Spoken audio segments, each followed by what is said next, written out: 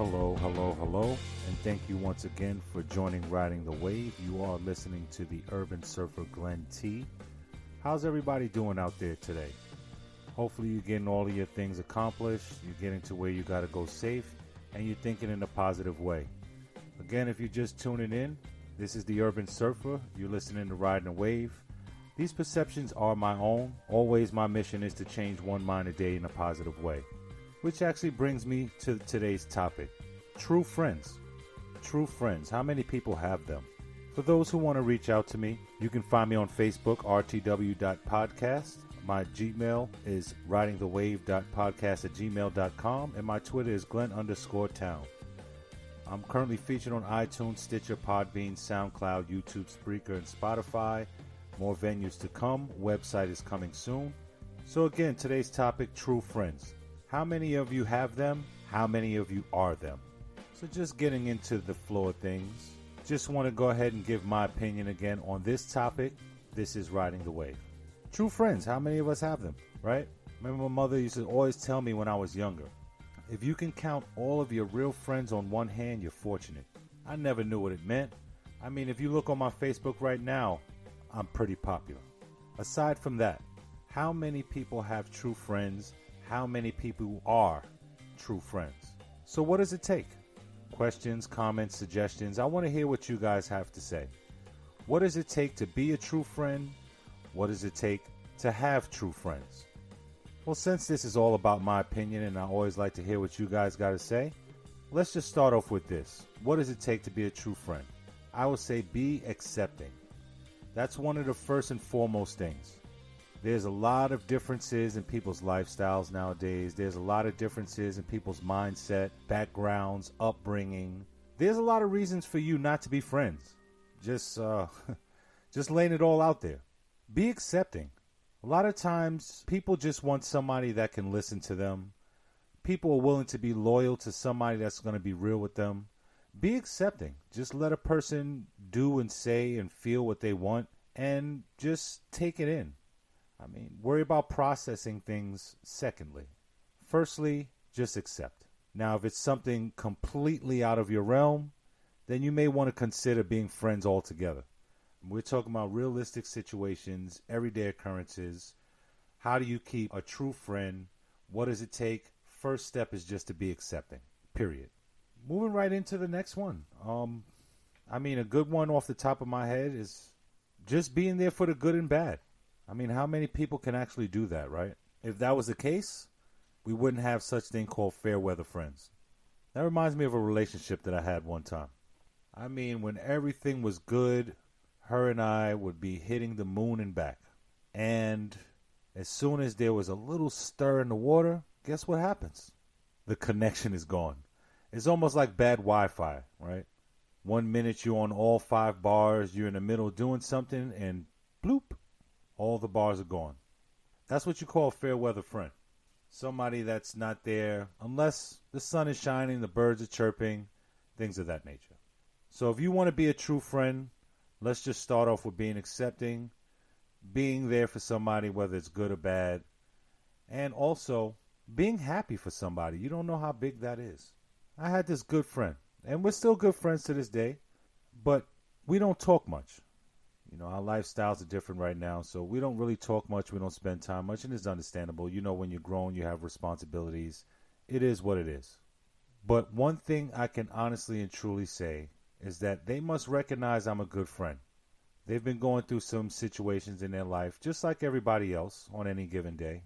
And their fate, their fortune, their luck, whatever you want to call it, is certainly on an uptick now. You know, their family size is increasing.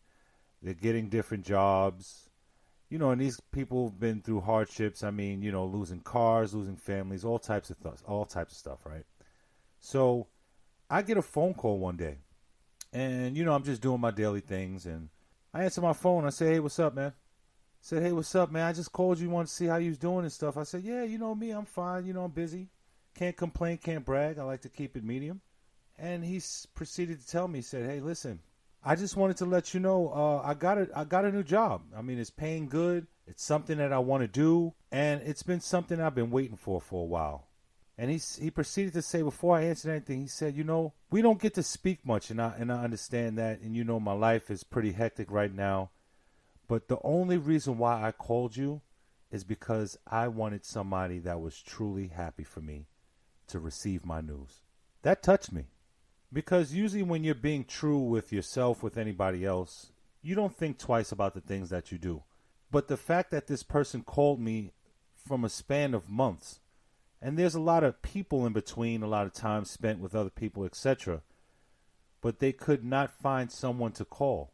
That was alarming, but at the same time, it left a level of peace in my heart because it let me know that I'm actually a true friend to somebody. And they just said, hey, I just wanted to call you because I wanted to give you good news, and I wanted somebody that was going to be happy for me. And I said, you know what? I'm always going to be happy for you.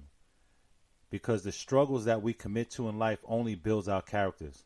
And the people that are removed from our lives is because we're no longer doing the same things. So if you can still reach out after all this time and you can still see good in me, even though we don't spend time, that lets me know that I'm a true friend. And it's just one for you guys, because I know some of you guys that's listening out there are actually true friends to somebody else. And I just want to let you know that the little things that you do are hugely significant to the next person. So just be mindful about the way you treat people, how you act, what you do, because people remember these things. And, that is one of the qualities of being a true friend. Just genuinely being happy for somebody. I mean, it's something simple, but you'll be surprised how high and low and far in between people search just to have some of these features. So what else does it take to actually be a true friend? We know you want to be accepting. We know you want to be there for the good and the bad, regardless of how popular that is. Also, being genuinely happy for a person, we know that is a sign of being a true friend. So what else is a sign? When you don't talk about somebody behind their back. Now, before we get into that, that is not actually a complete and true absolute sign of being a real friend, because that's more of an etiquette issue. That's more of a moral standpoint, something that you should be doing regardless. However, being that we're on traits of being a good friend, it actually fits right in. Don't talk about somebody behind their back. Would you like to eat the flesh of your fellow man? Because that's what backbiting is. It's like putting their flesh in your mouth and chewing and potentially swallowing. There's no way for a person to defend themselves, and there's no way to correct what you're saying. So you want to stay away from backbiting. That is definitely a sign of a true friend and a sign of a noble character. I mean, just to say the least. So that is, I would say, those are some fair signs in being a true friend. I know the list can go on, but we can certainly start with that. Again, those for you that are just tuning in, this is the Urban Surfer Glenn T. You are listening to Riding the Wave. Those people that want to reach out to me, rtw.podcast is my Facebook, Glenn_Town is my Twitter, and ridingthewave.podcast@gmail.com is the way you can email me. Any questions, opinions, comments, I'd like to hear from you guys. Let me know what you think. Again, these perceptions are my own. My mission is merely to change one mind a day in a positive way. If I can't do that, oh well, it's back to the drawing board. If I've done it, wonderful. I'm going to continue in my path because that is my objective. So since we know about being true friends, we know what it takes to be a true friend, at least we have an idea now. How do you lose them? We want to learn some of the signs on or some of the warnings on how to lose a true friend, because they're very hard to replace. I mean, you can probably replace jobs easier than you can replace friends. But yet we do take heed to how to keep jobs and things that are a little more temporal. I mean, just think of it. I've had friends that I've had before my first child. Now, mind you, my first child is a grown man now. But I still know people that I used to be close with from over 20 years ago, 21, 25 and 30. So I would definitely say let's go ahead and lay some importance on how to lose some of these true friends. I'm going to throw one out there. How do you lose true friends? First thing that comes to my mind is expectations. If you have some unwarranted, unrealistic expectations, say goodbye.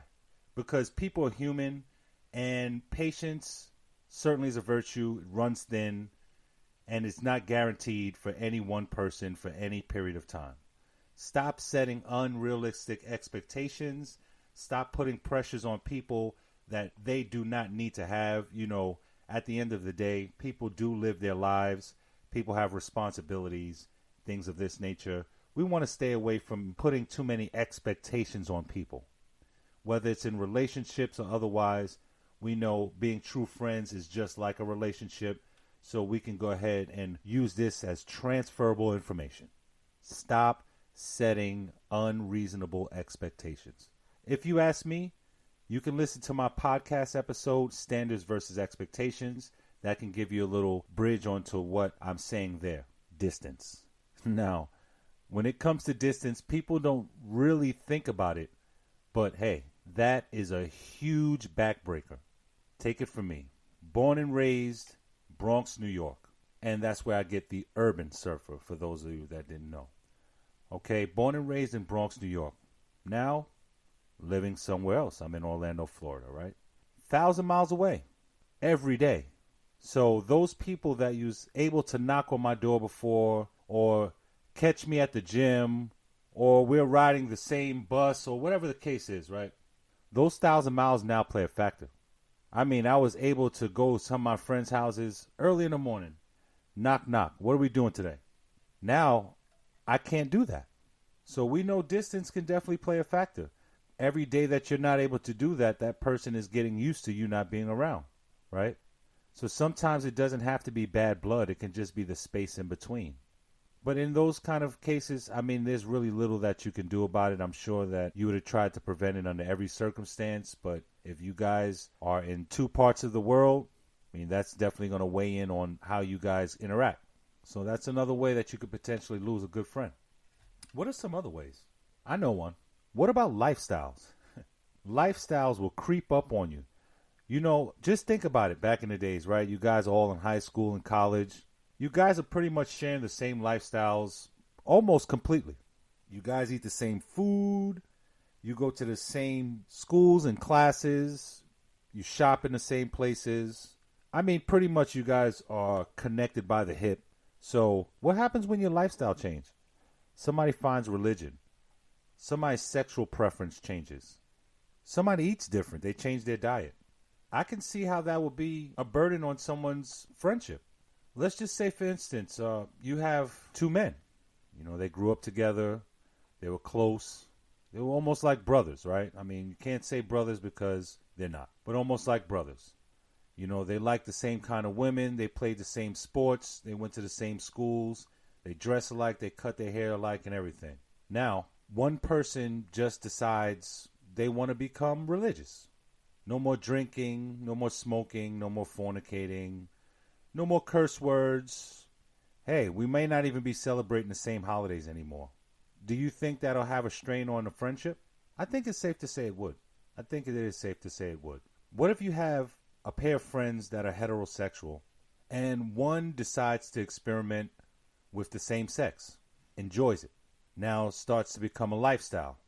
Do you think the two friends, the two best friends, or the two really good friends are going to remain this way? I can see a potential wavering. What do you think? So lifestyles can definitely shift a true friendship. You can certainly lose a true friend with a change of lifestyles. Hey, you can be a lazy friend. Sometimes it takes time and energy. How many times you have a friend out there, you try to get them to do everything with you, and they're like, hey, next time, oh, I'm too tired right now. I don't feel like it. How many times you going to hear that before you say, you know what? Forget it. I'll let you know about it or I won't. I'll ask you or I won't. Hey, I'll give you a call or not. I know as a true friend, I want somebody that I can share all of these different moments with, not just certain ones. Hey, if you're a drinker or smoker or whatever, you want your best friend, your true friend, the one that you hang out with all the time, to do the same thing. If you guys like to gamble, you want your friend to be a gambler too. Not promoting these lifestyles at all. But all I'm saying is you want your friend to do what you're doing. Birds of a feather flock together. Birds of a feather flock together. What do you think? How many of you have cheap friends? You know, that friend that's just selfish, prevents you from asking them for anything. Certainly another way to kill a friendship. I mean, what do you think? Opinions, suggestions, questions? Hey, I know if I have a good friend and I'm sharing with them all the time, and that friend just happens to have a death grip on everything that I asked for, I think after a while I'm going to reevaluate how we connect. Now, if I can't be myself, if I can't be as giving, I can't be as kind and open around you, then maybe you're not the public that I want to be around. Because at the end of the day, you know, if I'm giving and sharing and kind, you probably would want that same reciprocation, even though you should be doing it on your own recognizances. But you want to be around similar people because it promotes growth. There's nothing wrong with doing something for your friend and not worrying about what they do for you. You know, again, that goes to my other episode, how much do I owe you? You don't want to do things for somebody and have to be indebted to them either. But in the case of friendship, we want to share and share alike. That's just a simple way of looking at it. If I don't have, you have. If you don't have, I have. This way, we'll never be have-nots. So now that we've kind of went over being true friends and what it takes, you know, you got to be accepting. You got to take the good with the bad. Be happy for a person. Don't talk about them behind their back. These are just simple things. Just some minor examples on how to be a true friend to somebody. How do you lose them? Don't set these expectations. Try to watch your distances, match your lifestyles up. Put in a little time and energy and share a little. You know, these are things that'll prevent you from losing a good friend. Now, we may be friends to people, but what if we want to step it up a little bit? You know, we tend to hang out with this person a little bit, or we enjoy their conversation or the way they think, and we just want to, you know, bring it in a little bit, get a little closer, you know, build that bridge. Be realistic. Be realistic. Don't set any false expectations. Don't do nothing crazy and major. Just be realistic. If you have a friend, or you guys have a couple of differences and things like that, accept it. Just don't set any false expectations for yourself, and just approach it in a real, heartfelt manner. You know, if you have any issues, confront them. Don't let them wander around, and don't let them just sit on the side and fester. Hey, if there's something that, you know, your friend is doing and you notice it could be a potential habit, just simply put it out there. Say, hey, man, you know, that kind of stuff, I'm not really into that. I don't like that behavior. That kind of stuff can be a little rude or etc. Whatever it's rubbing you the wrong way, however it's rubbing you the wrong way, just simply address it. If that's a true friend, they'll accept what you're saying. They'll take it into consideration. No promises, but at least it's out there. Something else that's simple. If you want to become a better friend, make more time. Make time for people. People love to feel important. People love to know that the next person is there for them. It's something as simple as just stepping up a little bit of availability, if, of course, you have the availability, because we don't want to force our lives into a path that we don't need to be in just to prove our points. And ultimately, just learn to be happy for your friend. They're going through some good things. Congratulate them. You know, show them that you're supporting them. They have ideas that they want to follow through on. Be that support system for them. Hey, you may not always agree with what your friends are doing, but at the end of the day, if you can support them, that's all it takes to be a good friend. Show them that support. Learn to be happy for them. Make time for them. Confront those issues that you guys may come up with from time to time, and just be realistic. Overall, at the end of the day, we're all in this big ocean. We're all riding a wave. Again, this surfboard is our actions. This water, this is our lives. And the shore is our final resting place. All we're trying to do is just get there in a smooth way, fight no currents, and make it look good. This is Riding a Wave. You've been listening to the Urban Surfer Glenn T. I want to thank you guys for your support, for all the listeners, and just for any suggestions and comments and questions that you guys have to keep this show alive. My only mission is to change one mind a day in a positive way. If I've done so, wonderful. If not, back to the drawing board. But once again, I want to thank you for tuning in to Riding the Wave. You guys be safe, be smooth, and get to where you're going. Have a productive day.